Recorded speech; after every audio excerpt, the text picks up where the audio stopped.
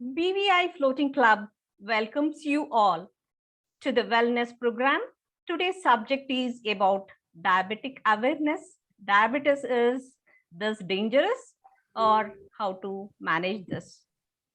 Vaidyo Narayana Hari. We always treat doctors who give us second life as God. Today we are blessed to have Mr. Vittal Jadhav ji to give us insights of diabetes. He's a super achiever, corona warrior, and very humble person, and he's heading Department of Medicine in Leicester, United Kingdom. We request BVI Founder Sir, Sri Narayanrao Tatuskar ji, to call our National President, Smt.Jayasree N Tatuskar ji.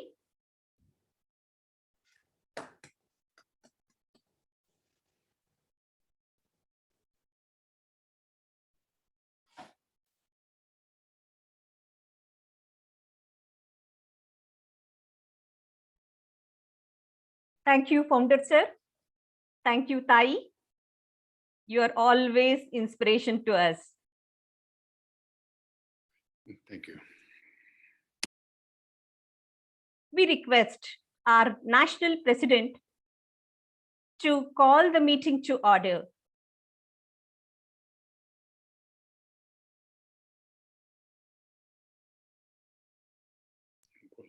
Meeting call to order. Yeah. Thank you, Tai. As you all know, as part of a tradition, we start every meeting by reciting Gayatri Mantra. Now we request Archana ji to recite Gayatri Mantra.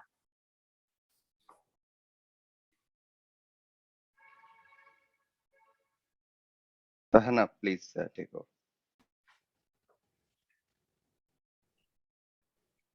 सगळ्यांना नमस्कार. ओ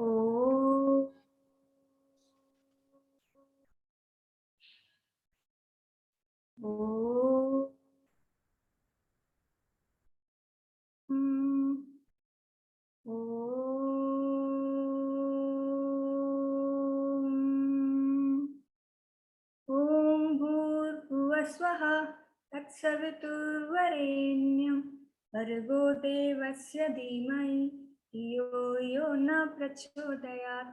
ॐ भूर्भुवस्वः तत्सवितुर्वरेण्यं भर्गो देवस्य धीमहि धियो यो न प्रचोदयात्. ॐ भूर्भुवस्वः तत्सवितुर्वरेण्यं भर्गो देवस्य धीमहि धियो यो न प्रचोदयात्. नमस्ते.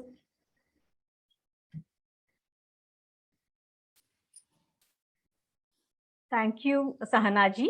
You brought the much needed divinity and grace to the wonderful event. With no further delay, now we invite BVI Floating Club President, Mr. Manohar Bodkeji, to deliver the welcome speech. Over to you, Manohar. Yeah, thank you, Anita ji. A warm welcome to everyone for today's wellness session. Respected all BVI dignitaries, National President Jayasree Madam, BVI Founder Sir Narayanrao Sir, Gajanath ji, Shashitai, and all the dignitaries. I think K.V.Rao Sir is here. I think he's not joined. But yeah, of course, our mentor K.V.Rao Sir ji and BVI Floating Club Chairman Sathvik ji, and all other BVI dignitaries, friends and family, and my team members. Thank you very much for joining today. And special thanks to my team who pulled up this session because there is a lot of coordination required, which involved multiple time zones. That's challenging. For us, it's 5:30, and for sir, it's a different time zone, and IST is different time zone. Yeah, thank you, Floating Club team. Yes, we inaugurated a BVI Floating Club, and we have a road plan of conducting such sessions. And one of such session is in wellness area, and future sessions will be in financial, fitness, motivational, educational sessions, and some career-oriented sessions. Especially wellness sessions these days has caught some attention. Learning how to prevent getting sick, get to know about healthier habits will save time and money. Helps you to have fewer hospital visits. These skills not only will save time, but also it will help you to take care of yourself and your family. Most of the time it happens that until we get into such situation, we don't bother about getting to know about information pertaining to that situation. But the trend has changed. There is a lot of information about wellness. But what is the problem there? Authenticity is the problem. If you Google, you'll get a lot of information about diabetes, but we are not sure which one is true, which one is not true. And there is a chance of following misinformation available in the internet.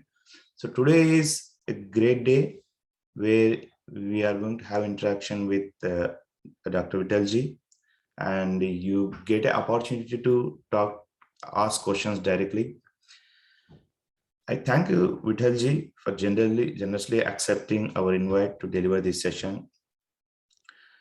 Apart from that, just want to call out a few other things. BVI Floating Club volunteered to help BVI by forming a BVI media team, which is a virtual team, by posting all BVI activities across the nation in Facebook.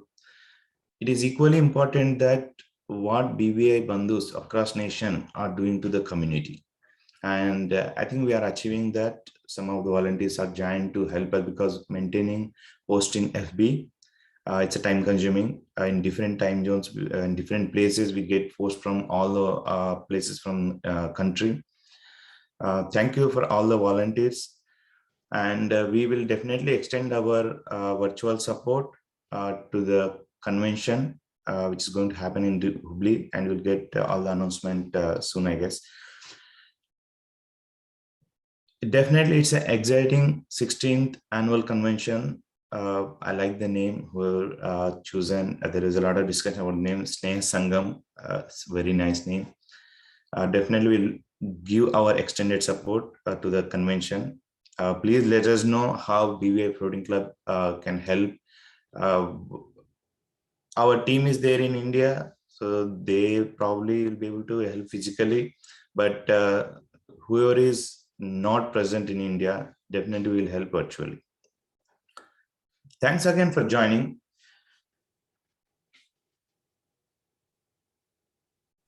So I think the session is about to start. You still have some time. If you want to share this link with your family and friends, please do so that everybody can get benefit out of this session. Thank you, and over to Anita ji. Thank you, Manohar ji. Now we request Mr. Vasant Rangdhol ji to introduce the speaker.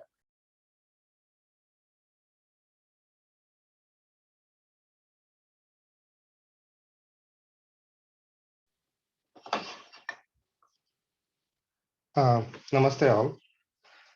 I would like to introduce to you all our guest speaker for today's wellness session with a small story about incredible achievement of an academician.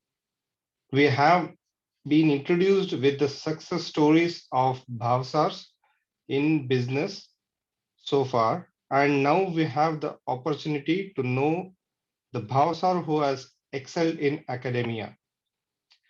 This is a story of a boy who was born into a family who were primarily into business.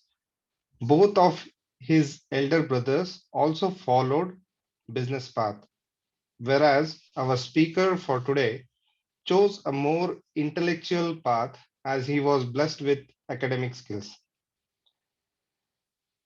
He pursued his primary education in Koppal, then followed by PU education in Dharwad, and finally securing a merit seat of MBBS in Mysore Medical College.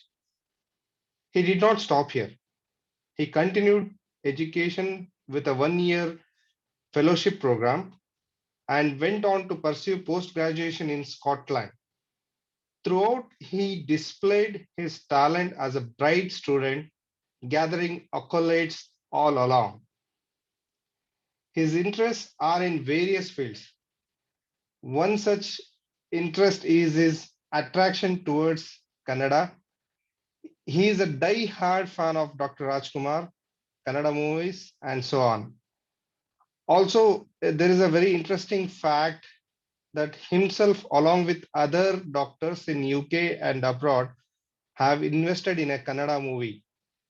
I guessed the name would be, I think, India versus England, but need to confirm with him himself though. This would be his second stint with BVI, as he was introduced to E Club a while ago. He is also very active in Kannada Sangha in UK. He has served in Leicester for over 10 years now. His family, including wife, daughter, and son, are currently staying in UK.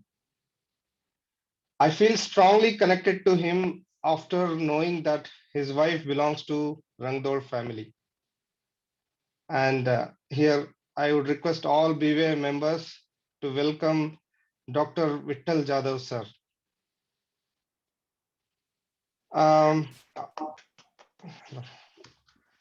I would like to complete his formal introduction, by walking through his profile, which is available online.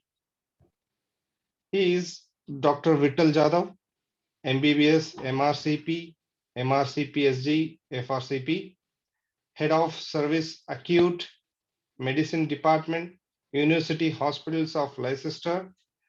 Key interests: quality improvement, medical education, equality of diversity, mentoring. Dr. Vittal Jadhav sir is keen on improving quality of patient-centered care. He has been leading the acute medicine department at University Hospitals of Leicester. He is passionate about working along with MDT teams to deliver the evidence-based quality of care, which is tailored to individualized patients. He has been trained in quality improvement and service redesign via NHS improvement. He has been accredited mentor for staff in healthcare at various levels and has been one of the key members of steering group to improve quality of care at University Hospitals of Leicester. He has worked collaboratively to bring primary and secondary care together. So again, we are blessed to have such a talented Bhavsar among us, and who is down to earth and willing to share his knowledge for the benefit of all Bhavsars. His presence is and would be an inspiration, and his achievements would be motivation for all younger Bhavsars over the years. Thank you very much, sir. Thanks for being here. Thank you. Thank you, everyone. I think I'm really humbled to know so much of whatever you said about myself. And as a matter of fact, that the description, whatever you said, was very minimal as opposed to the people in the audience who have achieved great heights and fates in their lives. We got stalwarts in the room today, and I guess the description of my academia is going to be very minimal. Nevertheless, whatever minimal achievement I have done, I'm grateful for all the well wishes of my parents and also family members and also friends and elders who are in this group. It always comes back to say that whatever good deeds you do, karma gets you where you need to be. And as a matter of fact, I was kind of thinking in my own mind when you were describing that I was a bright kid, and actually I wasn't. And I was a medium or moderate achiever till my high school. And I think my luck changed just around year 9 of my studies. And that's when I got interested in studies. And whenever I was interested academician, and somehow with all the blessings I got into. Anyway, that's a different story. I'm grateful for BVI to allow me to kind of speak today. in front of the great stalwarts of the BVI club. I'm grateful for Mr. Tatuskarji and Mrs. Tatuskarji for all the efforts they do in terms of bringing things together for the benefit of all our bhavsas. And we know that we are all living everywhere throughout the world, no matter whether it is within a small state of Karnataka or within the rest of the country in India or abroad. I think they've got a vision which everybody has to learn from their vision. And of course, the skills of their visionary activities have been passed on to the budding bhavsas, which itself is a great achievement. Once again, it's a bit strange in terms of virtual world, but nevertheless, I think I'll carry on with this important topic today of diabetic awareness. Can everybody hear me all right? Yes, we do. Yes, yes. Okay, thank you. Thank you. Let me share my screen. Okay, so.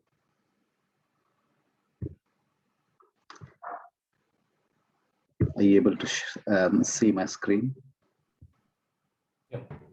Yes. Yes, sir. Okay, that's great. So, diabetes awareness. I think I've chosen this topic, which is very, very important. And as a matter of fact, why it is important, I will go through this in a few minutes. I think life is life. I keep on telling to everyone that, what is the most worst thing one can expect. I think people keep on saying that, if I'm bankrupt, got no money, I will be the worst person. Or if I lose my family member or whatever it is, in terms of relationship, that's the worst thing. But for me, worst thing in anybody's life is losing life. I think life is such a wonderful creation which God has created. And there is nothing which matches to the loss of life in this whole earth. So diabetes is one of these things which, even though is not considered to be a kind of that dangerous condition like a heart attack or a stroke or any other imminently dying conditions, but it's a kind of slow poison. It's a slow poison which leads on to quite a lot of things. Hence, I think it's important for everybody, general public, to know what diabetic awareness they should be having in their minds. And as Mr. Bodkeji suggested, there is information, overwhelming information throughout the world, and especially with the social universities now, we got all these WhatsApp universities and whatnot. People get a lot of information, and to get that information and process it and understand and analyze which is true and which is not true and what you should be knowing or what you shouldn't be knowing, it's a hell of a task. And as a matter of fact, that people get to harm understanding a lot of overwhelming information which they may not be needing.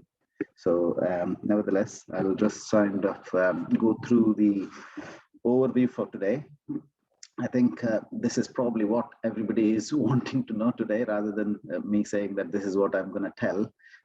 I guess people's expectation is to know what it is and why people get diabetes. I guess people are interested in knowing why the hell I will be getting diabetes kind of situation. And also, when people do get diabetes, how do they know that they are developing diabetes? So that's the most important thing for me. I think among all these points, how do they know that they are getting diabetes is very, very crucial. The reason for that being is, if you do not understand the symptoms, then it's very difficult to recognize. And if it is very difficult to recognize, it's too late for anybody to do anything. So hence, I have kind of said that among all these points, recognition is very important. Of course, I will go through some of the burden of the disease, and the burden of disease itself will tell you how important it is. And then the most other important aspect will be what to do once you get the diabetes mellitus in your lives. Okay. Is everybody happy with this? Or if anybody wants to interrupt and unmute themselves and want to try and say that, yeah, I would like to know something else about diabetes, you're more than happy to interrupt me and tell me if there is anything you want to kind of add on to my overview today. I will do my best in explaining or making you understand whatever, kind of information you might require. Okay. Right, let's go through the next slide. So if I wanted to do it interactive session, so perhaps we all live in a virtual world, but nevertheless, we'll try and get this in people's minds to try and understand what diabetes is.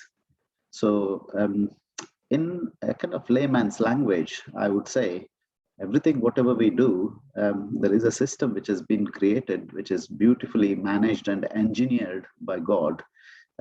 So the system, what we have in our body is, it has to work continuously right from the beginning of life till the end. So that itself will say that there is never no end for people to kind of do work or think or do activities, because God has engineered something in our whole human body where everything is, keeps running. So first of all, there is a system called as endocrine system. Endocrine system is, a glandular system in our body where there are multiple glands in our body which secretes lots of juices and lots of hormones. And one of the important juices or hormones is to break down whatever you eat, which goes into sugar, and the sugar gets metabolized with a hormone called as insulin. And insulin is secreted by a gland called as pancreas. So when we eat all this food, what happens? We need to try and break it down into small elements. And when it goes to small elements, the final end product will be glucose. So final end product glucose needs to be metabolized or utilized. Okay. And how do we get glucose utilized? The glucose utilization happens with a hormone, as I explained, by a hormone which is secreted by pancreas called insulin. And this is the basic understanding of insulin for anybody.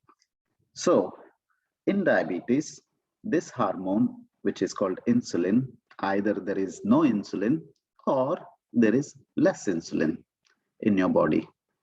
And this will try and get problems in terms of not having insulin or less than adequate insulin. So no insulin can be called as no production, which means the pancreatic gland has failed. And that means you are unable to metabolize glucose. Why is glucose that important? Yeah, that's fine. If glucose doesn't get metabolized, what's the problem? You can store glucose in your body. That might be somebody who might be thinking in the audience. So the main problem with glucose is if it doesn't get metabolized or if it doesn't get utilized properly, it doesn't get energy to the rest of the organs. So the energy in your body is circulated by blood vessels. So the glucose is carried by blood vessels inside the blood. And when it doesn't reach the organs, it's like, rest of the spare parts not getting worked. So the organs do not get what they need to get. And as you are aware, if your brain doesn't get glucose supply with your blood supply, even for few seconds, then that part of the brain does die, and that eventually develops into a stroke, which means paralysis of that particular part of the brain. And similarly, if your heart doesn't get adequate nutrition, heart is supplied by the blood vessels, which are called coronary arteries. And if you do not get adequate supply of the blood supply through the nutrition, then you wouldn't get either the oxygen or glucose.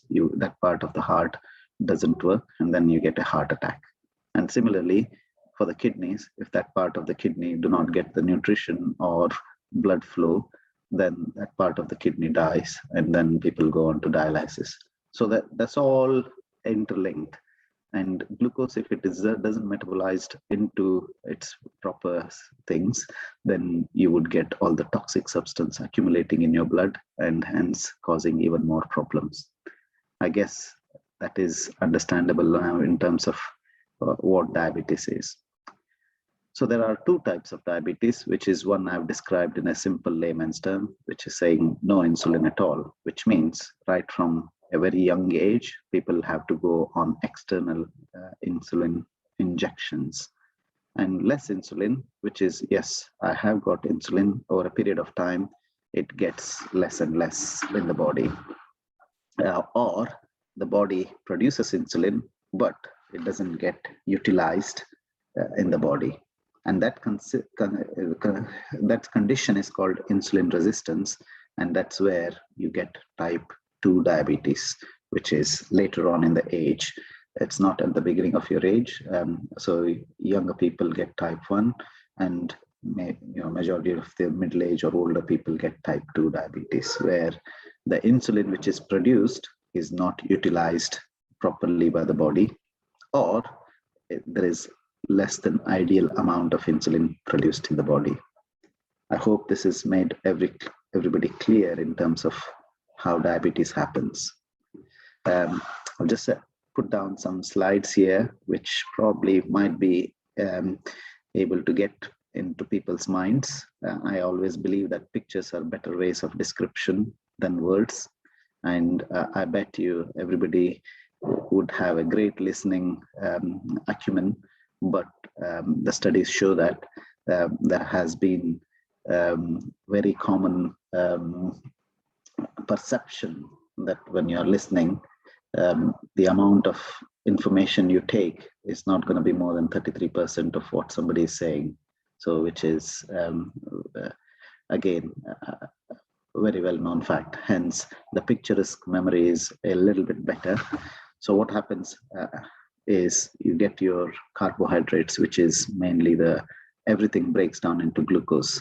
So all the carbohydrates which you eat, roti, jowar bakar, or rice, or bajra, or wheat, anything which gets into your body breaks into glucose. And that glucose, as I said, circulates in the blood vessels and does supply rest of the blood vessels into your organs. And then the insulin is secreted by the pancreas, which you can see here. I'm moving my cursor. I'm not sure whether you're able to see the cursor, but the insulin secreted from the, yeah, you can see, thank you. So the pancreas will secrete the insulin, and that will metabolize the glucose and get it adequately circulated. But if there is not enough insulin, then what happens is there is excessive breaking down of the lipid, excess reduced uptake of glucose in the tissues, especially the muscles or the organs, and then there is excess glucose production, which itself causes diabetes. Okay. Another interesting thing which I wanted to highlight today, which is one of the important things from my perspective, as I said, everything will have a bit of time, and to catch up with the golden hour or golden period, that's very, very crucial. So say, for example, you're kind of trying to do something, and yes, you would try and host a big event or a show, and prior to big event and a show, there is some preparation. And similarly, God has created that preparation in your system as well.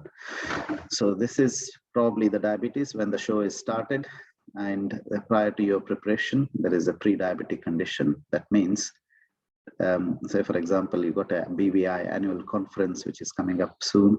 That's probably in December. And then prior to that, there are certain planning things which go through in your body, which means, say, for example, somebody has started the process.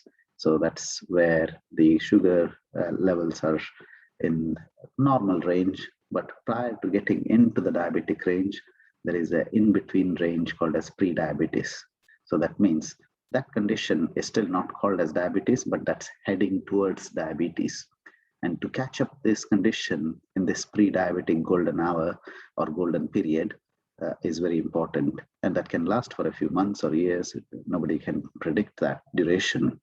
But to get hold of the patients in this period and try and target them in this period and avoid this condition, which is a dreadful condition, diabetes, where people have to be on treatment for the rest of their lives, and also preventing them for having complications for the rest of the organs and eventually having death. It's like a slow poison, as I mentioned.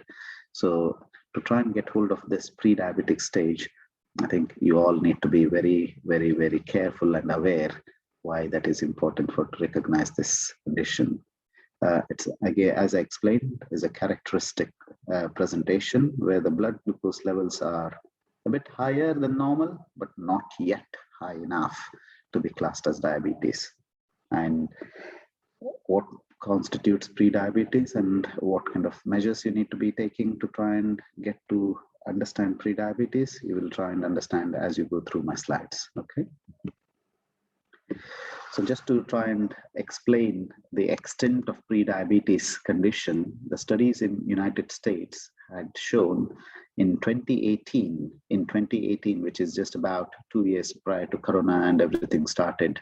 So there were 88 million adults in US who were living with pre-diabetes condition. And guess what? 84% of them did not know that they had pre-diabetes. And if you look into the simplistic way of calculations, and you can see these three shadows, and among these shadows, one shadow is highlighted, which means one person among three people had pre-diabetes, which means they're heading towards that trend of diabetes. And the worst thing is, there is a reason why this person hasn't got any eyes or hasn't got any kind of physical structure, this person, apart from just a kind of sketch. There are 84% did not know that they had pre-diabetes. And this is a very, very huge, kind of problem. And I know that in touch of buttons, we can reach from one end of the world to the other end and kind of get to know the information so quickly and so fast. And people who probably might have known any flashing news in any part of the world in maybe seconds nowadays. I guess the recent event of one of legend Rajkumar's son, Punit Rajkumar, who died, the information reached pretty much everyone at fingertips in less than a few minutes, I think, all over the world. And that's the technology what we have. And again, for these kind of situations in a heavily healthcare advanced system in America, and if I have to say that 84% were ignorant or unaware of their own kind of condition, you can imagine how devastating it is to try and say that we got the technology, we got the infrastructure, we got the world achieving status, and we can reach the space and we can reach on Mars, and still we are not aware of 84% of the people having a pre-diabetic condition in this world. So I just kind of scratch my head and think, what are we doing and where are we heading towards? We are achieving lots of things, lots of feats. And when the simplistic condition of diabetes is unrecognized in a world which is advanced to an extent what people cannot imagine in this today's world, and is this really a progress? One would need to think very carefully about what you think, whether this is called as progress. Right, so next thing, why do you get it? I hope I'm not going too fast for everybody to understand. That's the first thing I wanted to ask. But anyway, nevertheless, people can interrupt and say if they are not able to follow me or understand me. And if there is anybody in the audience who cannot kind of understand English, I'm happy to try and pitch up some of the Hindi translations as well. Okay. I don't see any comments. Yeah, we are following. Thank you. So why do you get diabetes? So as I said, the modern world has changed, and I will show in my future slides what it used to be when the world was different in 1950s and 1960s as opposed to now. everything people do nowadays is different.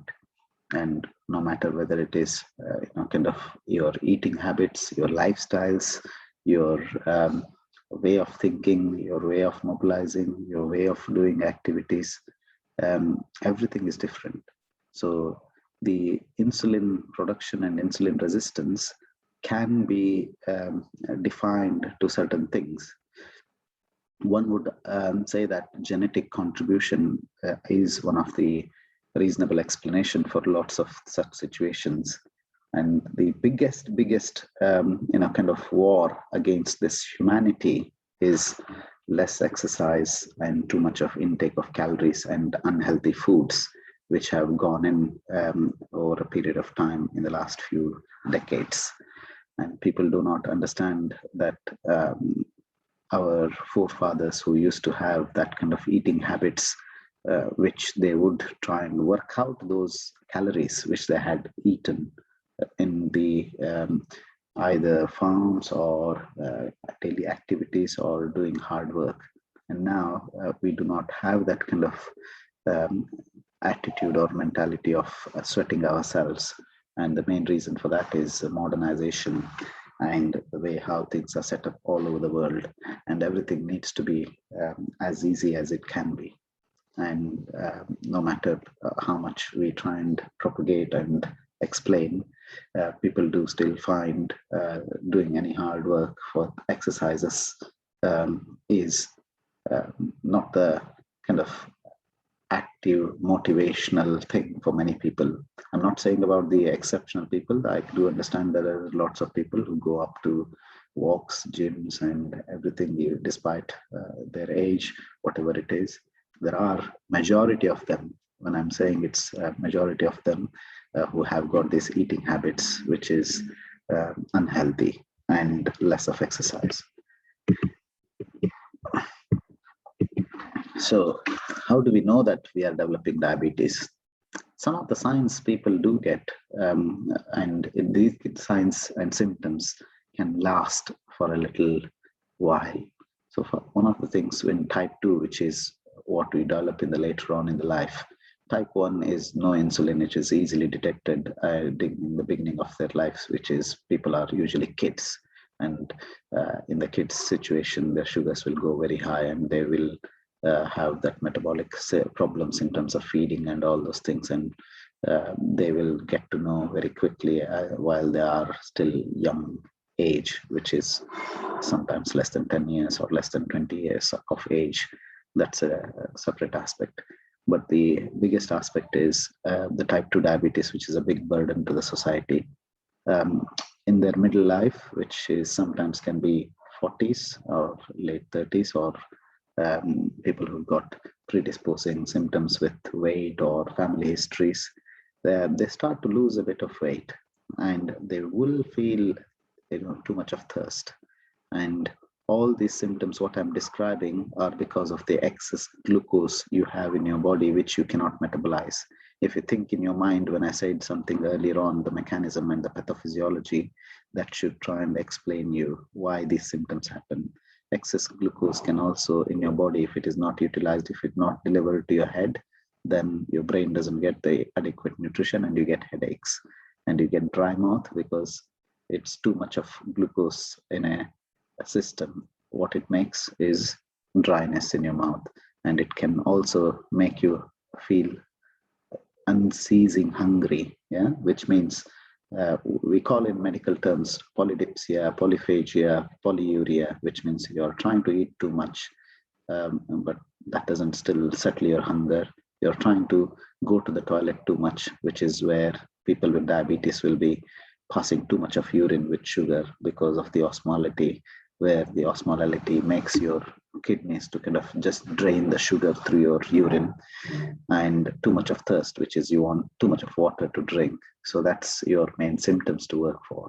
So excessive thirst, increase unceasing hunger, which is you just want to eat, and a bit of headache, weight loss, and dry mouth. These are the symptoms you need to be watching for. Okay, so I have given a little bit of explanation about the burden of diabetes in pre-diabetes in US. But let's look at the numbers of diabetics, which is in the world, as I explained with the data earlier on. And this is a data which I am trying to explain for the diabetic conditions in the future. So I think the left-hand corner, which is this side, you can see the 1980s data.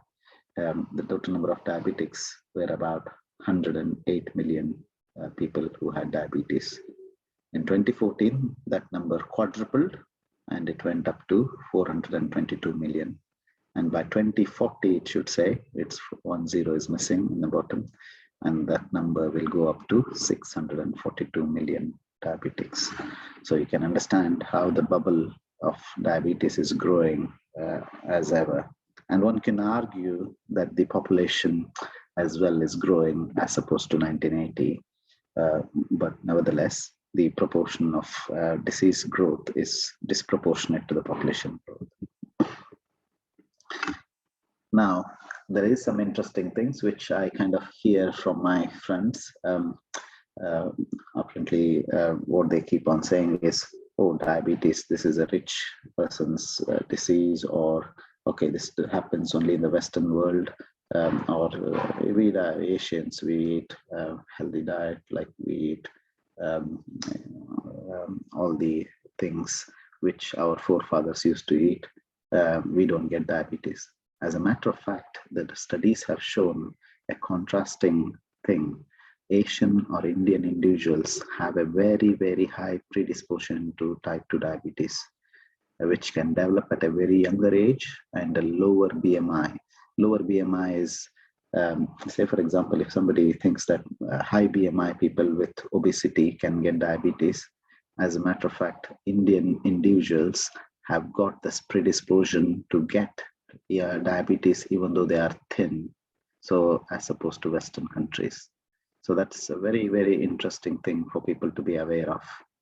And Asian Indian people with type 2 diabetes tend to have higher risk of coronary artery disease. As I explained earlier on, diabetes can cause a complication by not supplying enough blood to the heart through the coronary arteries, which means the heart can have a sudden attack, which can cause heart attack and patient's demise. So the Asian Indian people with type 2 diabetes tend to have a higher risk of coronary artery disease as opposed to rest of the world population. And since the 1960s, the prevalence of diabetes mellitus in India has gone higher, which is both in urban and rural areas of the country.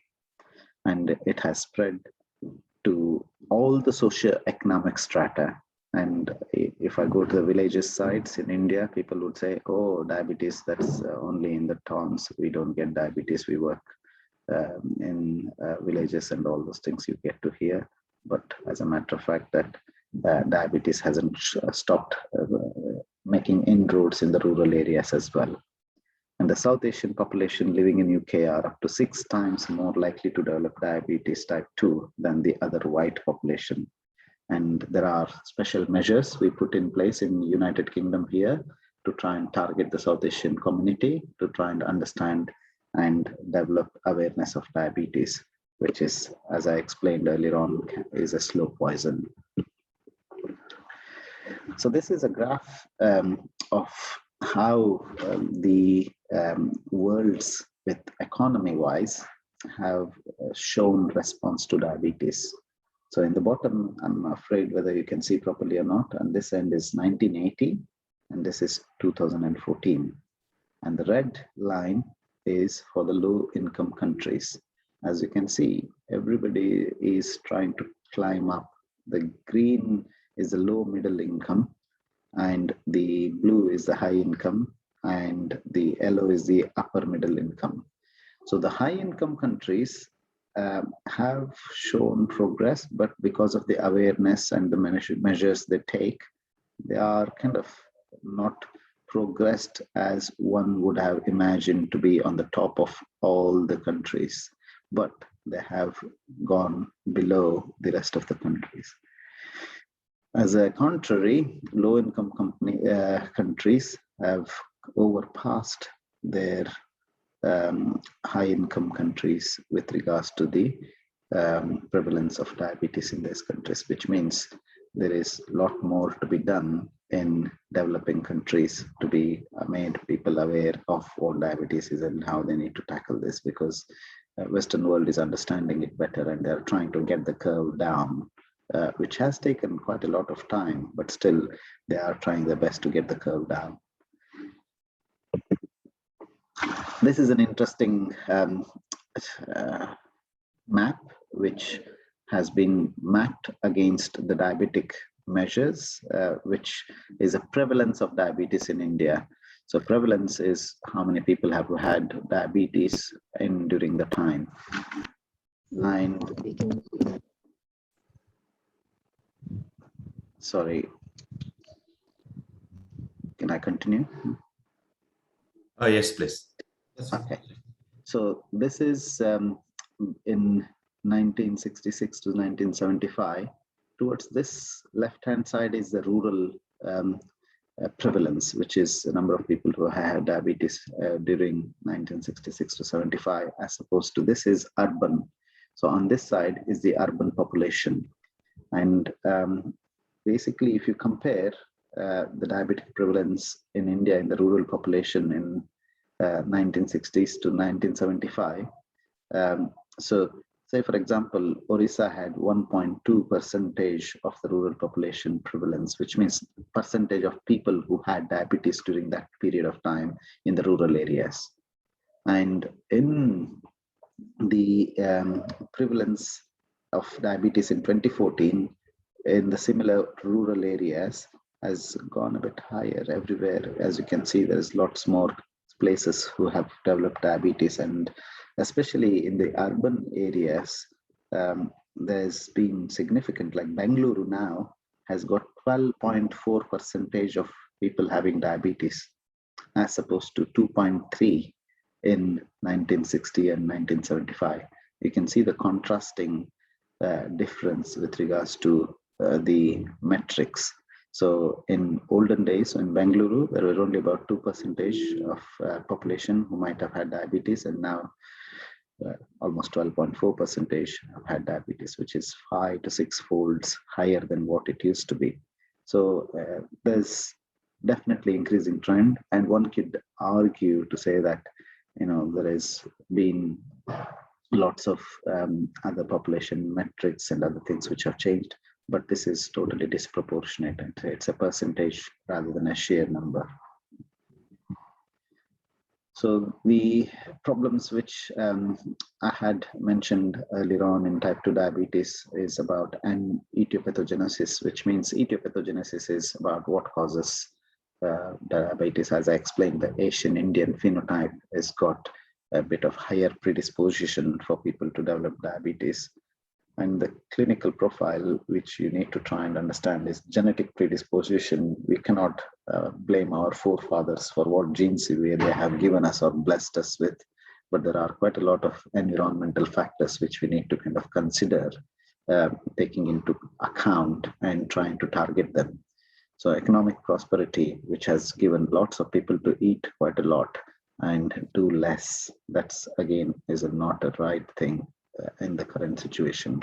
Urbanization, again, people go to work and try and eat whatever they can in the afternoons and try and concentrate on their lifestyles with unhealthy diet.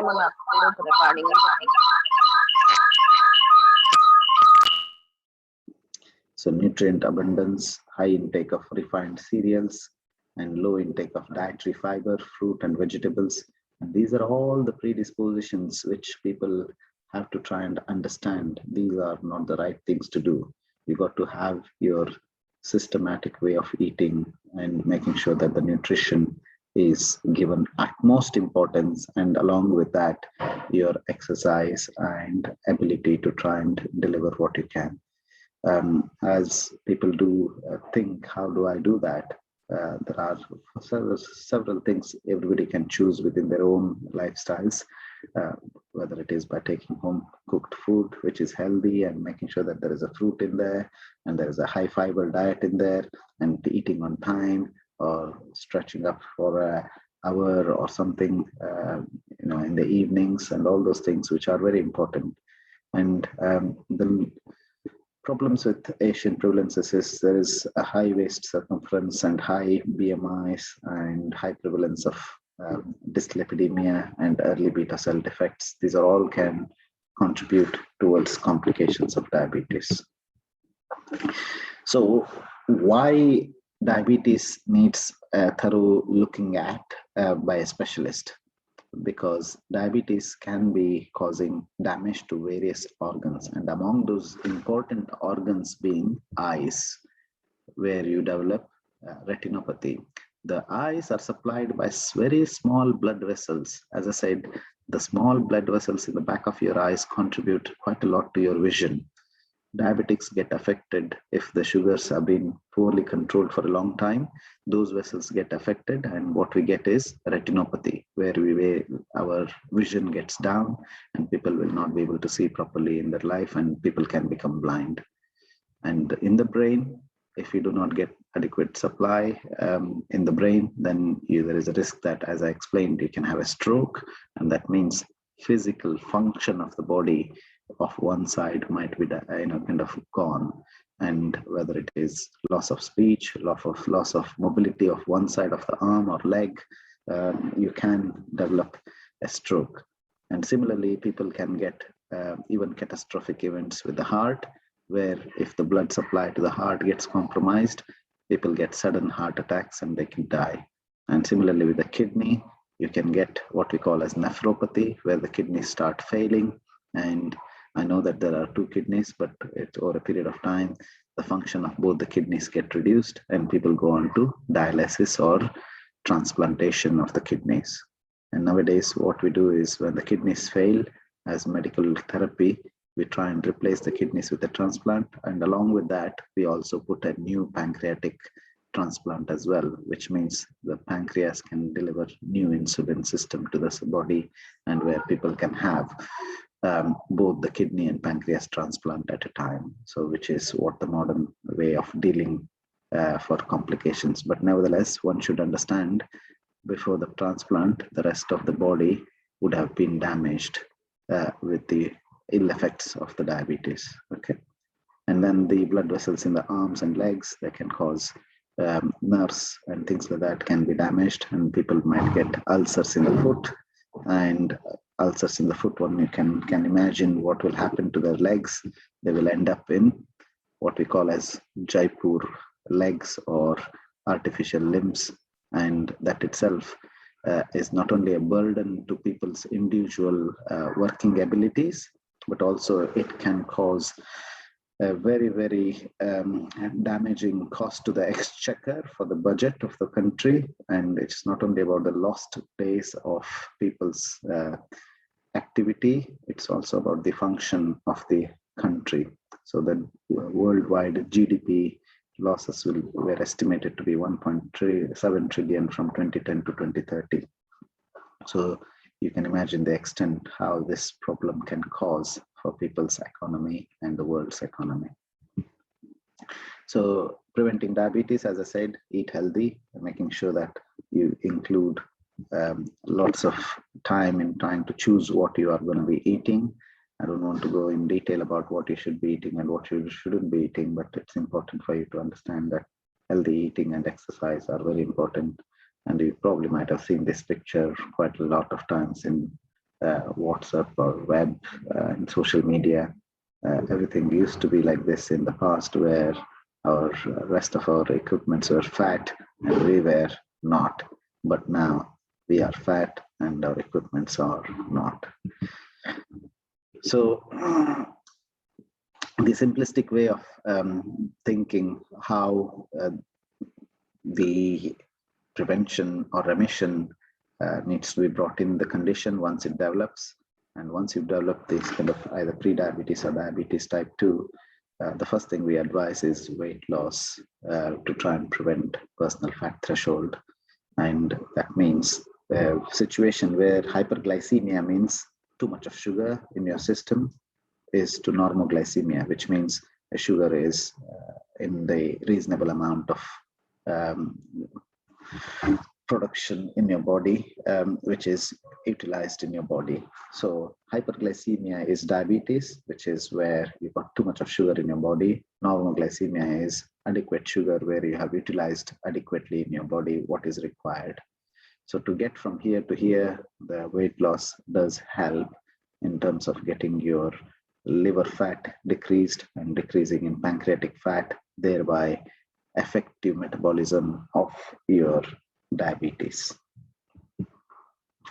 And population level, I think there has to be fiscal policies, legislations, and there has to be government driven, kind of environmental raising awareness of health risks.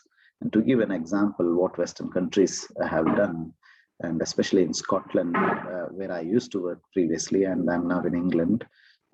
So in Scotland, they've got a system where people can walk into the state-of-art health clubs and swimming facilities without booking, and they can just go there and swim for free or do any activities for free, especially for the kids. And that itself is a big boost, where the government funds these kind of activities and asks actively for its public to kind of utilize those services where people can develop healthy lifestyles. And that means business for the whole country. When I showed you the loss of GDP, that's an indirect benefit what the government policies will get into by having workforce which is able to deliver for the needs of the country in future. So somehow the country will benefit by having these small things. And running a gym in a small town costs a very minimal amount of money, as opposed to losing X number of people to this deadly disease where they cannot be able to function in their lives. So that's population level. There are certain things which the government can do to promote, and I guess that's something which we all need to be aware of when the policies happen. It's not only at an individual level, it has to be at a very, very broad governmental level as well. And people who have got at risk, they need to kind of make sure that they check their sugars very regularly and get their weight monitored and get appropriate diet and physical activity. And there has to be a high risk approach implemented accordance with the available resources. And I'm not saying that every resource is going to be the same everywhere, but nevertheless, we should be kind of looking into what resources are available and what can be tackled. Some of the guidance which we from UK suggest to all the population in here is taking about 2.5 hours a week, which is about less than half an hour every day. So less than half an hour every day, or maybe 2.5 hours every week of moderate intensity physical activity, or 1 hour and 15 minutes of high intensity exercise every week is very helpful in people to try and develop a healthy lifestyle. And I don't think compared to what number of hours you get in a week, I know that everybody can calculate mathematics. So if you calculate 24 times 7, one would get around 168 hours in a week. And in that 168 hours, if you can dedicate yourself 2.5 hours or 1 hour and 15 minutes, either type of activities, which still is a very helpful way of trying to prevent this deadly disease. And of course, that itself is not enough, but you've got to try and make sure that you do not eat excess refined carbohydrates. Refined carbohydrates are, say, for example, contents in high sugar. So if you are eating sugar directly, your body gets sugar burst immediately. So if you are eating sugar which is hidden in the fiber or hidden in the digestive grains, then your body doesn't get those sugar immediately. Those are good things. So the good things are the grains of the whole grain foods, and which increases your intake. Also the vegetables, they're got high dietary fiber, and they have foods which have got reduced fat in the diet. And of course, anything which helps in a healthy diet is not to eat the processed food, which is lots of people kind of already have seen the advertisements for Coca-Cola and rest of the fizzy drinks and rest of the pizzas, burgers, which are all in heavy sugars, which are kind of refined carbohydrates, which can give you instant sugar. And the pastries and cakes and everything, it's good in once in a while, but if people make them habits on a regular basis in your offices, celebrating about 100 people's birthday in an office which employs 100 people throughout the year, there is a chance that you will be eating cakes at least once in 3 days. So which is itself, one can imagine how much amount of refined carbohydrates you will be having. So moving on to diagnosing diabetes, it's not a master science. As I explained, people think diabetes diagnosis is kind of difficult. It's not. It's just a simple blood test which can give you an answer within a matter of seconds. And there are techniques now where you do not even have to kind of prick your hand. There are sensory patches where our engineers have developed quite a lot of things, and researchers have given us sensory patches where you just put the patch on your body, and then you have your mobile phone which will scan your body's sugar levels in your blood within a matter of seconds. So there are certain things which you can check the blood sugars either by pinprick, which only takes a few seconds and which is the cheapest thing to do. And there are other ways of diagnosing for people with pre-diabetes by giving them a load of glucose and checking their ability to process that load of glucose, whether it is 75 grams of oral glucose, and then checking the sugars. And that will tell us whether the body is in the pre-diabetes condition. And all those things can be done by the healthcare professionals, which they're all trained for. And that should be diagnosed very, very easily. And as I said, it's not rocket science to try and diagnose this condition. Okay, so the most important thing, irrespective of what you do or what you say or what you kind of hear, you can still end up in getting diabetes.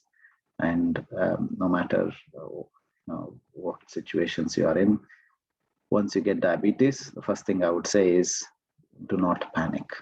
Do not panic, be aware, be alert, and there is treatment. There are multiple treatments which have advanced to an extent where we now allow our diabetic patients to have the treatment and continue to have a normal lifestyle, in the sense where they need to be monitored carefully on a regular basis, and we teach them how to monitor themselves, we teach them how to treat themselves, and we also teach them how to eat properly.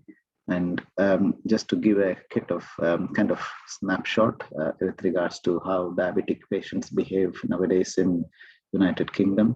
So those who are young and energetic, who can take control of their diabetic treatment themselves, we allow them to eat everything, including sweets.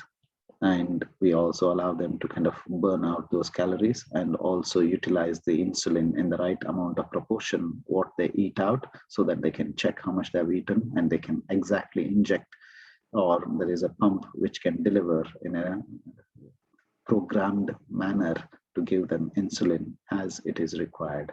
So there are advances in health sector. And as I said, there are different ways of dealing. I think in India, there is availability of these pumps as well, but it's not for everyone. There are situations where you use them with ways of eating and ways of losing and ways of topping up your insulin. So the management is again based on World Health Organization's recommendations, where you need to have generic medications. And I do know that there are practices which are different all over the world. There are things which still work in a very, very effective and efficient way. A simple drug called as metformin, which was introduced hundreds of years ago, is still a very, very cheapest drug, which is what we use in United Kingdom as a first line. And I will be surprised if people think that this is still a commonly used drug in UK, as opposed to very expensive drugs which people prescribe elsewhere in the world. But for people to understand that simplistic things still work. That's the most important thing for people to be understanding. Be alert and make sure that you get in touch with your clinician, whoever it is, and they will advise on your diet and physical activity and medications, whether you need them. And even at a stage when you have to switch from medications to insulin, they should be able to advise in a regular, timely manner. And getting the complications prevention is also very important. We need to make sure that we kind of check your systems on a regular basis. So in United Kingdom, we got a system of checking all the vehicles on a yearly basis. After a period of, say, if you buy a new vehicle, you're exempt from checking them for a yearly basis for initial 3 or 4 years. And after that, you got to make sure that you take your vehicle to what we call as MOT. MOT is like a test for the vehicle every year to make sure that right from a kind of bulb to a clutch to a brake to a seat belt to a engine, everything is checked for that vehicle on a yearly basis based on some 100-point checks or something. So where people try and, even though they are normal, they still have to kind of check and document saying that you're past this test. So which is why they say that this vehicle is safe to be on the road on a yearly basis till the next year. So similarly, for the people who have had diabetes confirmed, it's important, even though they might be normal, your vision might be still normal, but it's very important to get that yearly checks to say that your eyesight, in the back of your eyes, the blood vessels look all right, and your kidneys, in whatever amount of urine you're producing, and just checking that urine sample to say that the kidneys are not excreting too much of protein or glucose. That's kidney function checking. And it's also important to try and check people's risk factors for the nerves, whether their nerves are going to get damaged in future, just to check the sensation in the legs so that they don't get ulcers and they can get advice on the footwear. So yearly checks for people who have been diagnosed with diabetes to adjust their medicine, making sure that the rest of your organs are in good shape.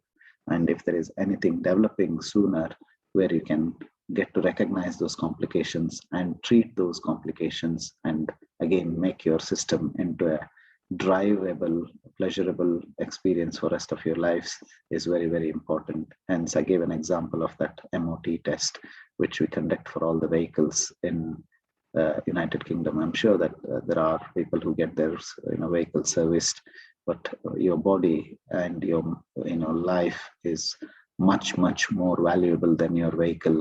And I would suggest people to try and get that servicing on a regular basis.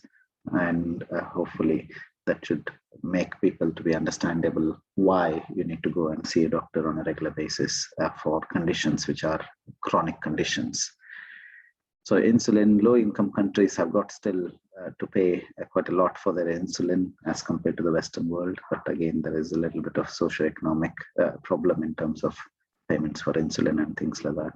And insulin is generally available everywhere, but still there is this socioeconomical difference between the world. But I guess that will probably die down over the period of time. As I said, the complications which you will be required to monitor in a regular basis will be kidneys, where you need to measure your proteins, heart, where you need to try and check your cardiovascular risk factors for developing heart attacks in future, eyes, to make sure that your back of your blood vessels in the back of your eyes are not affected, and including your limbs, which you need to be checking through. Thank you. I'm sorry, I didn't know how much time I had, but whether if I overrun, apologies from my side. Any questions? Totally fine, sir. Thank you very much, sir, for giving such a wonderful session. Now we have around 10 minutes for Q&A session. And whoever has question, please, you can ask. Yeah. Hi, sir, this is Basant here. I thank you, first of all, thank you for letting us know the facts and figures and the alarming rate at which diabetes is growing in across the world. And it's really shook me. Actually, how vulnerable I am. Thank you for presenting those facts. I have one specific question. Like nowadays, wellness programs are everywhere, and people claim in India, like we have Healthify, we have different Reshape Nation, a lot of things are there. They claim that they can reverse type 2 diabetes. My question is it even possible? And is it just a claim which they are coming up with? Thank you. If I have to kind of explain this in a very simplistic way, I come from a small town, Koppal in Karnataka, and obviously when in my childhood, I used to see people getting jaundiced. And during this jaundice, they used to go to one of the village kind of clinician or a head or a well-known person. They would say, come on and I'll burn your wrist with a band and then your jaundice will disappear. And I used to think, oh, how did that happen? And how burning something will get you cured of jaundice? As a matter of fact, the way how jaundice happens in the world is the various different reasons. And one of the commonest reasons for jaundice is hepatitis A. Hepatitis A is a virus which is found in water. Whatever you drink, if there is a contaminated water, you get jaundice. And there is no treatment for hepatitis A. It gets through your system, stays there for a few days, makes you jaundiced, and gets out of your system on its own. Nobody needs to do anything about it. Nobody needs to do anything about it. And this person burning that hand or wrist claims that I have cured your jaundice. That makes you feel that, okay, this is a person who helped you with the jaundice. Okay, that's completely irrelevant and irrational. Similarly, you might have heard about chicken pox, where people get chicken pox and then you go up to, pray and do, what we call as Naivedya to Devi and say that the Devi has cured your chicken pox.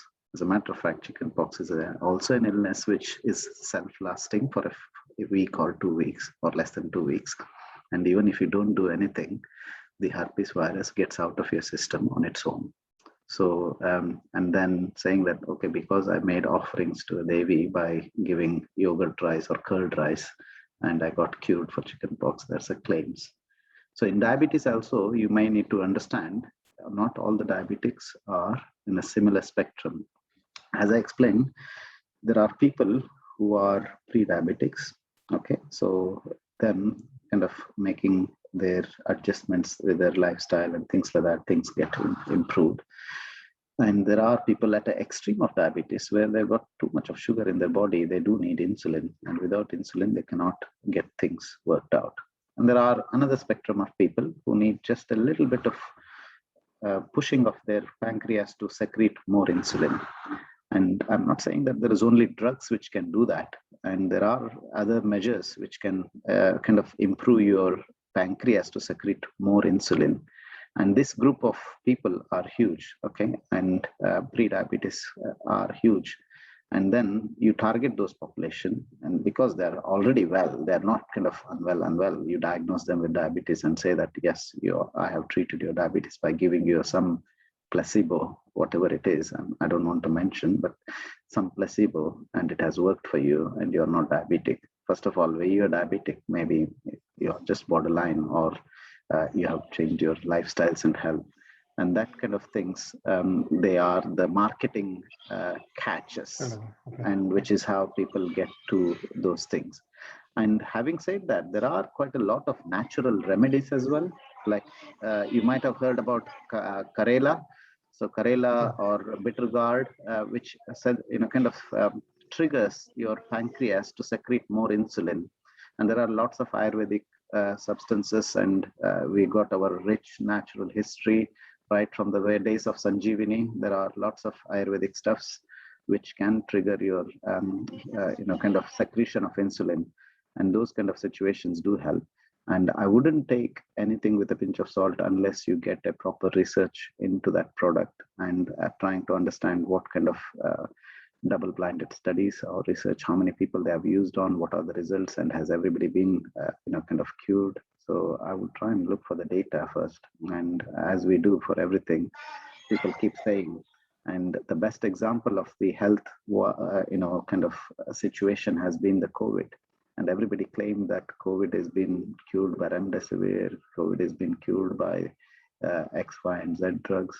Until and unless you run a trial where you get to know what exactly helps and what doesn't help, and what percentage of people get better, you never know. I think it's very important to understand, no matter who says what, it's very information availability, which itself makes people confused, and which gets into trap. And again, that has to be looked into very carefully. Sure, sir. Thank you. Thank you very much. Thanks for answering my question. Hi, Doctor. Good evening. This is Ratnakar here.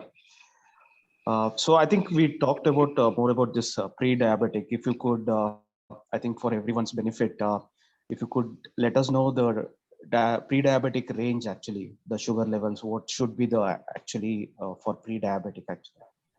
Okay. So there are various ways of checking insulin, checking blood sugars. And in India, you check your sugars in milligram per deciliter. Okay. And sugars vary in your body depending on the time of the checking. Okay. So if you've just eaten, which is understandable, your sugar levels will be high. If you haven't eaten, we call it as fasting. Okay. You got to fast for at least about 12 hours. And your sugar levels should be between 80 to 120, which you probably might be aware. And if there are situations where during fasting levels, if your sugars are falling just around the higher range of 120 and things like that, they will be classed as roughly around pre-diabetes. The other way of diagnosing pre-diabetes, which is again a much better way, is oral glucose tolerance test, which means eating 75 grams of sugars and taking a blood sample after 2 hours of eating that 75 grams of sugars. And the labs will know the ranges. Every lab has got a different range, and they should be able to analyze the results. After 2 hours, they will take a blood test. And if the blood test shows your sugar levels are above the range for that particular lab, that means you are in that kind of pre-diabetic situation.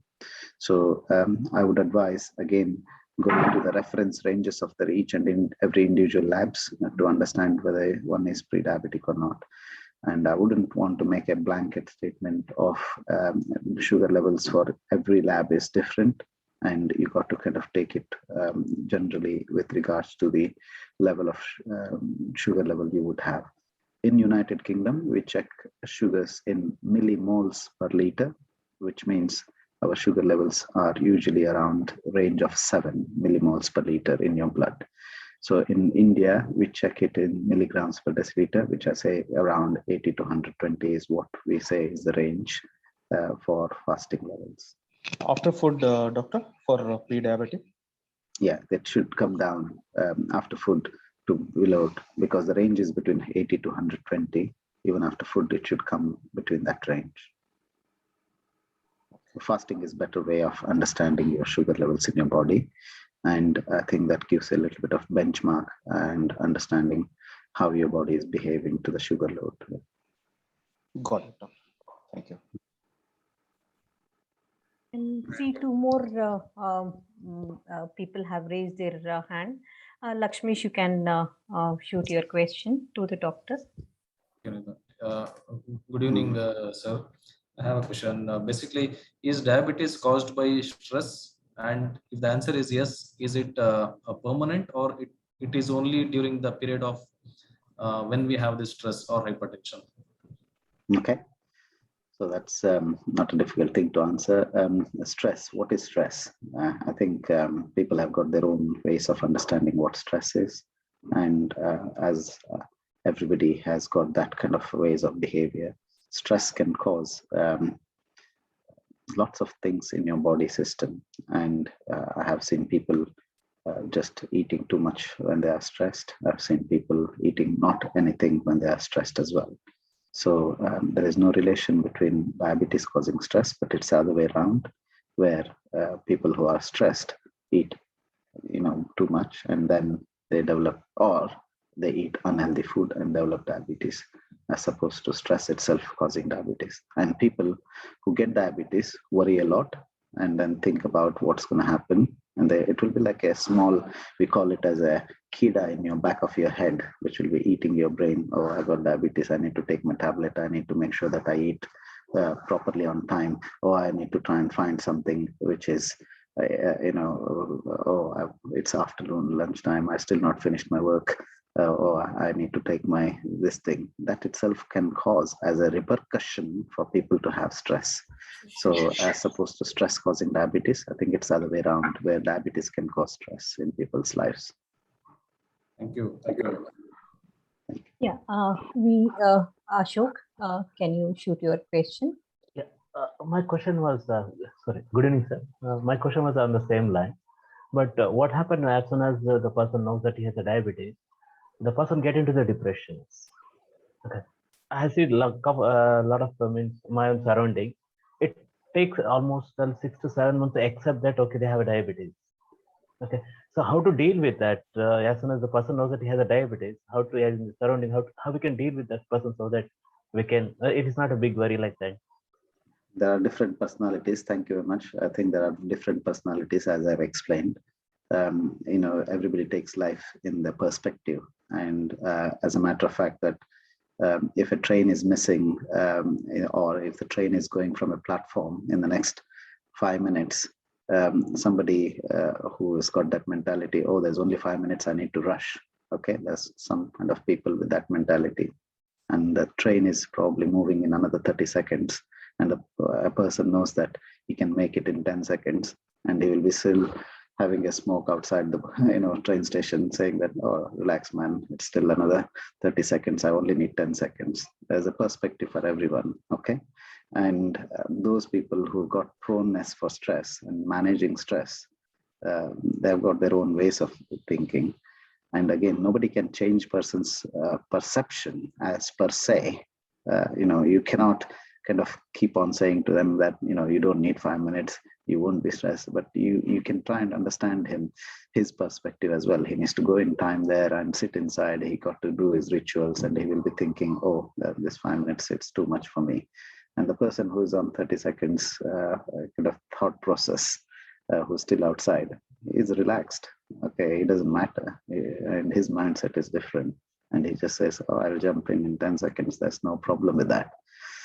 And from that perspective, everybody has to kind of understand that this is what the disease is. First of all, is understanding what it is important, and what can be done about it. Panicking and getting stressed doesn't take you anywhere. And as I've explained, there are even much more difficult things. And the first thing which I mentioned is loss of life is the most hurting thing for people's life. Okay, what if you develop diabetes? You're still not died, you're still alive. Okay, so that's extreme complication what you can expect. So from that aspect, one would need to take it with that kind of positiveness to say that, okay, I've only got diabetes. I've not kind of got into that kind of death zone yet. And there are people who have died with heart attacks and sudden cardiac syndromes at a young age and everything. But this is something which can be manageable.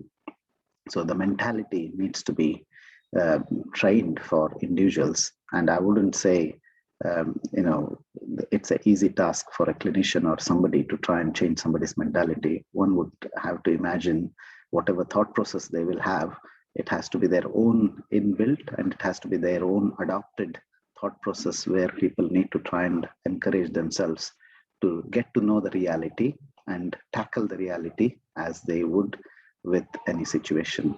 And if I go and say to a banker, you lost a few thousand rupees or pounds, you may kind of think that that banker would show a reaction. But if it is a person who's known to do this kind of banking on a day-to-day basis, and he wouldn't even afraid or get scared about, that's fine, I learn it next day. I learn 10 times more than that. And for this person who's lost it for the first time, might be thinking, oh my God, what have I done? And they will get stressed. I hope I have answered your stressful ways of dealing in a reasonable way with examples. Sure. Yeah. Thank you. Our founder, sir, has the question. Sir, please shoot your question, sir. Is diabetic a pandemic? It is going to be a pandemic if it is not going to be tackled throughout the world.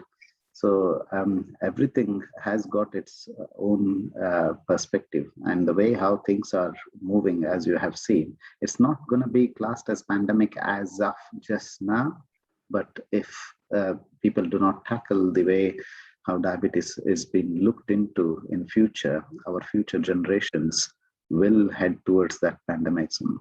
And current situation is, I would say that the pre-diabetes situation is heading very, very fast.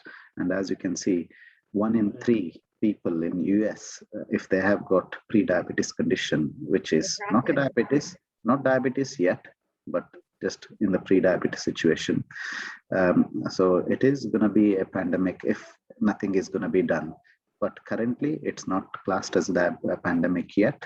But in future, for our, maybe our grandchildren or something, if we do not get them awareness of the situation, it is going to head towards there. We have a lot of people who have raised the hand. DG Basatkar, sir, will you shoot your question, sir? Sir, you are on mute.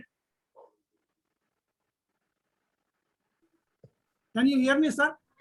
Yes, sir. Yes, sir. I can hear you. Now, in the recent pandemic of COVID coronavirus, some have become diabetes. They were given insulin injections, and later on they have been shifted to oral hypoglycemic agents. Is there any study with you have come across? Still, they are dependent on the insulin injections, and they have not been able to switch to oral hypoglycemic agents. Is there any study with you? Data. Yeah, I will explain to you in a very simplistic way. As I explained, during COVID times, we gave steroid medications to lots of people who have had COVID. So what steroids did was increase their blood glucose levels in their body. And the pre-diabetic patients who were undiagnosed in the borderline, who were on this side of the fence, and then they would develop diabetes per se. And for them, they were kind of thought to be, if you don't do anything as well over a period of time, they would have jumped into that other side of the boat of diabetes. And just because the steroids, which have kind of triggered their response towards diabetes, and hence they have been tackled with diabetes kind of earlier than expected because of the COVID pandemic, with the treatment what we used in the COVID pandemic. And unfortunately for these patients who have developed diabetes as a side effect of the therapy what they have received with the steroids, again people have to try and check their individual situations and try and find out whether the risk factors and the control of their diabetes is within the range by medications, what they have to use, or is it just the exercise and diet is necessary, or more than exercise and diet, do they need tablets or do they need insulin? There are 3 stages. First is you recommend exercise and diet. Next is you recommend medications. And in the medications, you start with one drug and then you add up another drug and add up another drug. There's 3 varieties of drugs which act on the pancreas. And to maximize the dosage, you will try and observe whether those drugs can help them. If not, then you finally go on to insulin.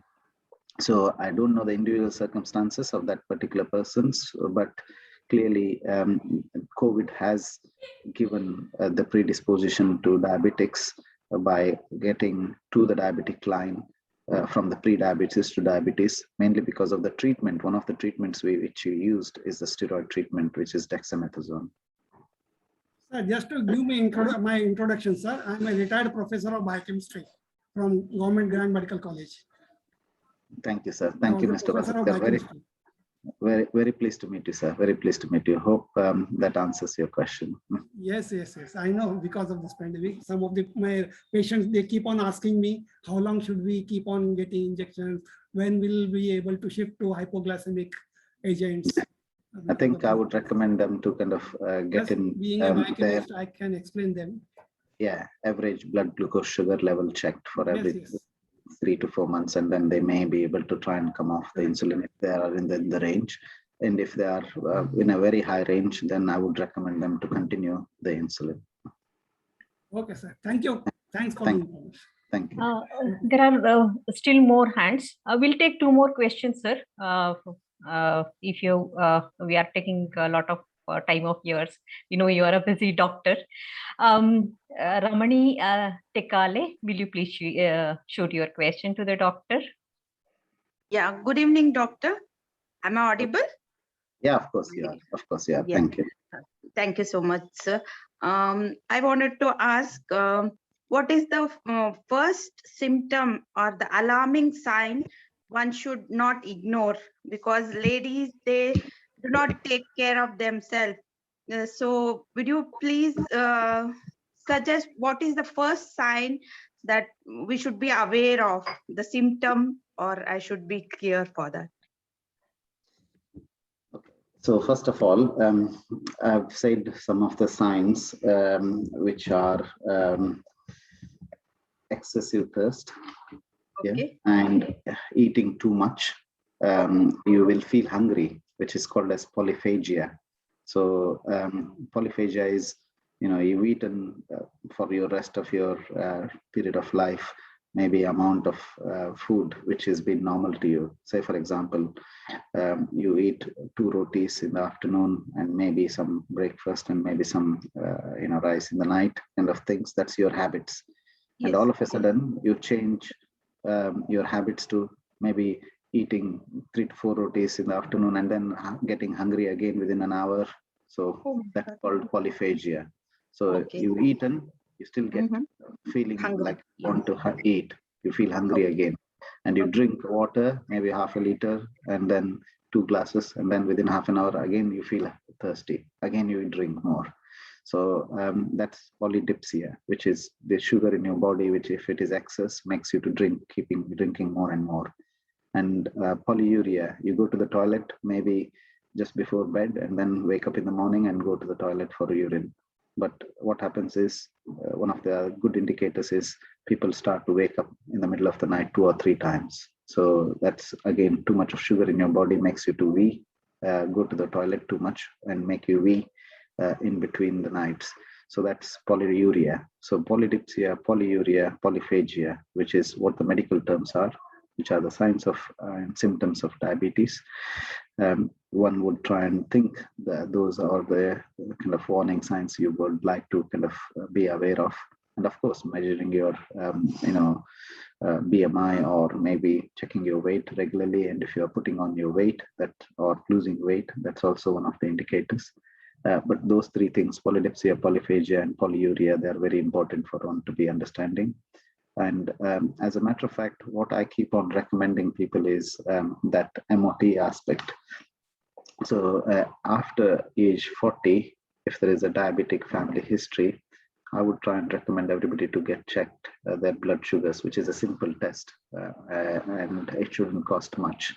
And just a blood sugar and a fasting level to check if what is the levels, and if they are within the range, which is satisfactory. And you can probably check that on a regular yearly or twice a year, once in 2 years or once in a year kind of things. If you don't have symptoms, it's still advisable to do that. I hope I've answered your question. Thank you so much. Thank you. Thank you, doctor. Yeah, the last question, Shashi Navleji, will you please shoot your question? Yeah, I'll not take much of time. Thank you so much, doctor. This is Sashi Suresh from Chennai talking to you. And it was very nice session. Only one doubt I have is the burning sensation in the feet also says you have sugar, you will be diabetic. So burning sensation in your feet can be caused by multiple causes. And one of the situation where you get diabetes and then develop burning sensation. So the burning sensation per se is not a classical sign of diabetes, but the burning sensation in the feet is you need to understand that the feet have got a supply of blood through blood vessels and nerves. And the nerves in your legs can be affected not only by high excess sugar, but also be affected by lack of vitamin B12 as well, or temperature changes as well. So there are multiple reasons for the nerves to get damaged. And whether it is the diabetes which is causing the burning sensation, or whether it is the lack of vitamin B12 which is causing the damage to the nerves and causing burning sensation, or whether it is the temperature changes which is causing burning sensation, or whether it is the skin itself is causing the burning sensation. So to try and differentiate each of them, I would recommend checking your sugars. If they are within normal range, I wouldn't think that the diabetes is the cause of burning sensation. And if you check your vitamin B12 levels, and if they are not in the normal range, I wouldn't think that is the cause. And looking at the skin temperature and various other supplies, so there might be other reasons. So as I said, if the diabetic patients are developing burning sensation in the feet, yes, of course, it's a possibility that the diabetes range may not be within the limits. And if the diabetes range is out of the limits, then that could be a reason for the burning sensation. So to understand the burning sensation in the feet, you got to understand the pathology of the feet, and which is what I have explained currently. There are many reasons, and burning sensation per se is not a symptom, but it can be a symptom for people with poorly controlled diabetes. Yeah, Doctor. Thank you, Doctor. Doctor, there is one more hand which is raised. Shall we take another question? Of course, I've put my number in the chat box. If anybody wants to kind of contact me with anything on my WhatsApp number, people are more than welcome to contact me. I will reply in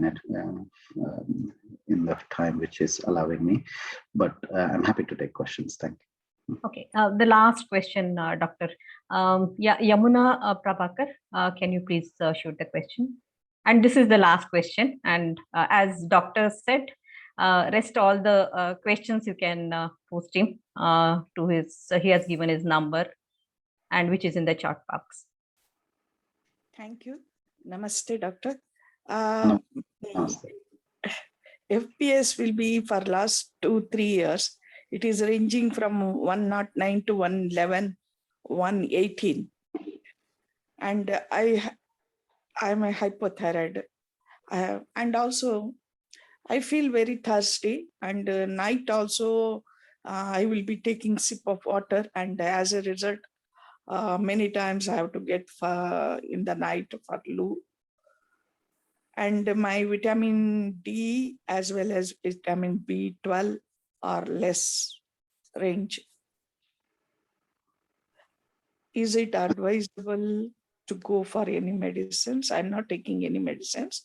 I'm not gone for the after food or PPBS. Only fasting only I'm getting done.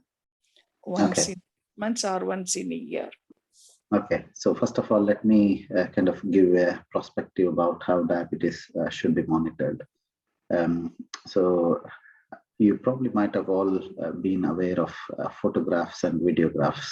I'm just trying to put a context in everything, whatever I kind of say. So what does photograph do? It takes a picture of that particular moment and shows you that kind of situation, what it is. Yeah. And that's what the blood sugar checking, which you are explaining to me, which is whenever you check your blood sugar. And over a period of time, we developed this technology of video clipping. Okay, so video clipping can be a few seconds to a few minutes to a few hours, so it can be anything. So in medicine, what has happened is we've developed a test which is called as HbA1c, so which is a binding of the glucose to the hemoglobin in your blood. If we try and test that, it gives you a record of control of your blood sugars in your body for a period of 3 months. Okay, so taking a spot analysis of blood sugar versus taking a blood test for a memory of your body's sugar control for 3 months, which one is better? Do I have to go for urine test also? No, forget about the urine test first. I'm just trying to pose a question to you now. So having a photographic image, is that important, or having a videographic evidence of 3 months worth of control of your blood sugar in your body? Which one do you prefer?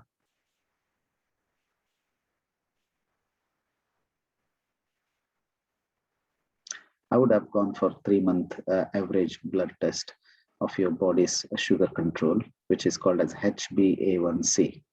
And I would recommend you to get that HbA1c test.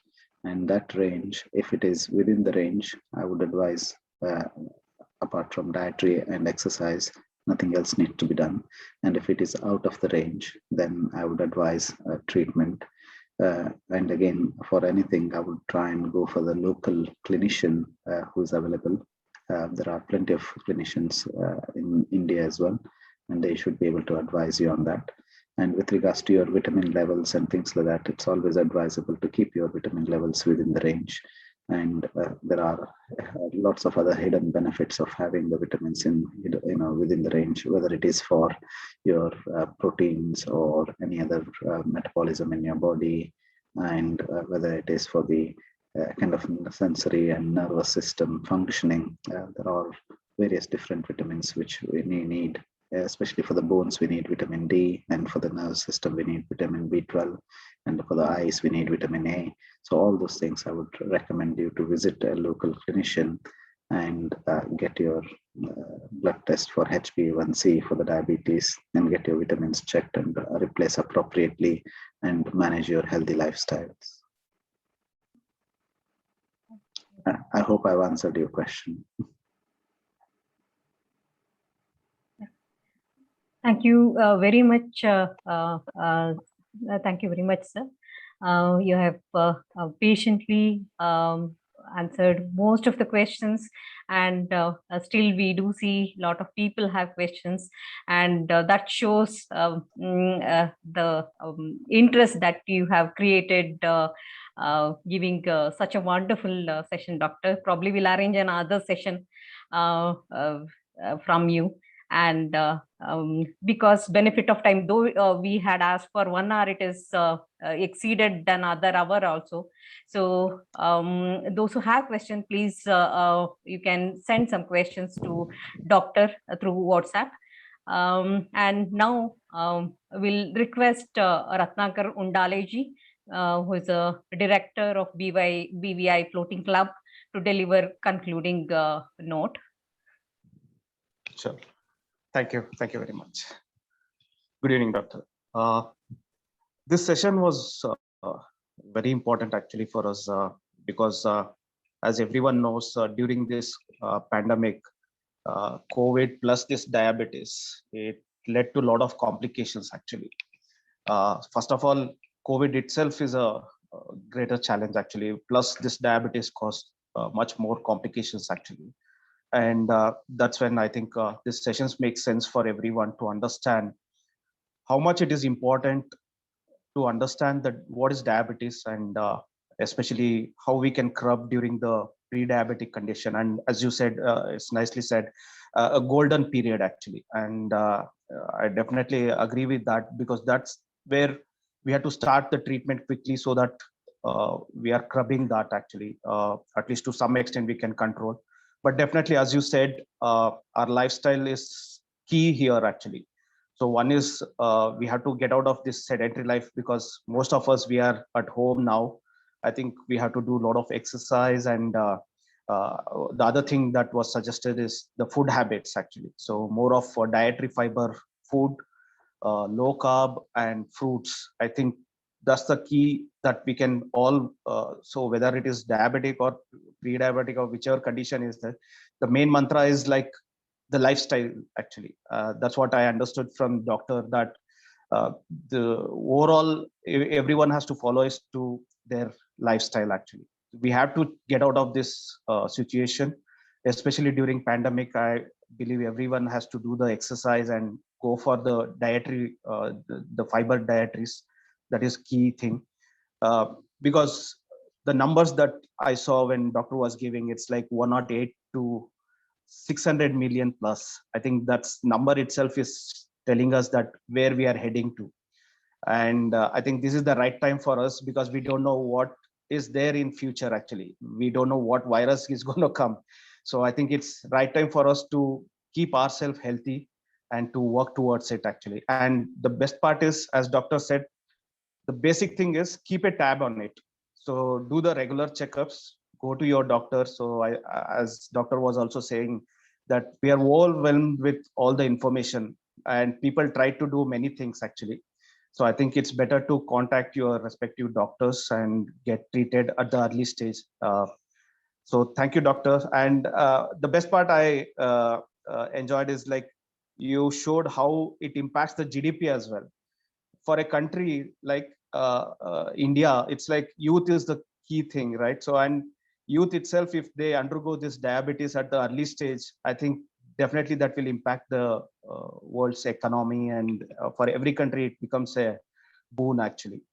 Thank you, doctor. Thanks for your time. So thank you for covering, and it's like the holistic view you have given actually. Thank you very much for your time.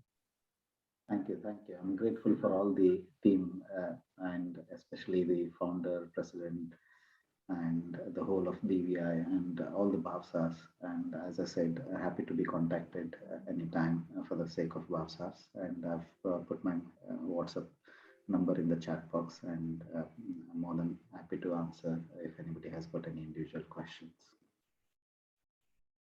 Thank you, Ratnakarji. We request Mr. Lakshmish Mahadekarji to give vote of thanks. Thank you, Nitaji. Doctor, first of all, I would like to thank our chairman, president, and members for giving me the opportunity to thank all on behalf of our club. I would like to thank our guest for today, Dr. Vittal Jadhav ji, for a very informative presentation on diabetes. So though diabetes is one of the widely spoken conditions these days, the understanding of diabetes is subjective. The way Vittalji has built up the slide pack and explained in simple terminologies made us understand this condition better, especially the diagrams, trends, and the prevalence charts. This will certainly help all of us in keeping a tab on our routine. I would like to thank you very much, Dr. Vittal Jadhav ji. I would like to thank our honorable founder, Sri Narayanrao Tatuskar ji, for all the guidance and support he has been giving for our club throughout. Thank you, sir. Also, I would like to thank our BVI Foundation Chairman, K.V.Rao sir, for mentoring the BVI Floating Club team. So though he could not join today's session, but his support will always be there. I heartily thank our National President, Smt.Jayasree N Tatuskar, for her continuous support towards BVI Floating Club. I also thank our chairman, Dr. Sathvik Rangdhol, for his seamless support throughout the session. And special thanks to our National Secretary, Sri Satish Jadhav ji, for providing the background information of our speaker today, so which helped us understand you better, doctor, basically. And I would like to thank our president, Sri Manohar Bodkeji, Sri Basanji, for introducing the speaker, Srimati Anita ji, who did the MC for the session, Sri Ratnakar ji for the concluding note, Sri Gajendranath Molode ji for his support, Srimati Shashi Navle ji, and Kumari Archana, who started the session with the Gayatri Mantra, and all those who have contributed in organizing and making this wellness session a successful one. Finally, I would like to thank all the national board members of BVI, all governors, presidents, and members of all the clubs who have attended today's wellness session and have made this a successful event. Thank you, one and all. Thank you very much. Thank you. And thank you, Vittalji, for your time. Yeah, so far we have conducted sessions, spent a lot of hours in webinars, especially during this COVID time. Everybody has got time to attend these sessions. Now the fun time begins. The 16th annual convention is it's organized by BVI Hubli. It is on 25th and 26th December this year. I request all BVI members to participate, and whoever has a role, please contribute to the convention in whatever way you can, because convention is really big event It is good that everybody should attend that to get yourself connected with fellow Bhavasars. And of course, there will be a lot of fun activities in the event too. Sir, if you want to say a few words, Narayanrao sir, with that we can end this event.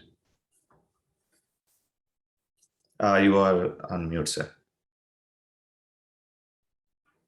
Narayanrao sir, you are on mute.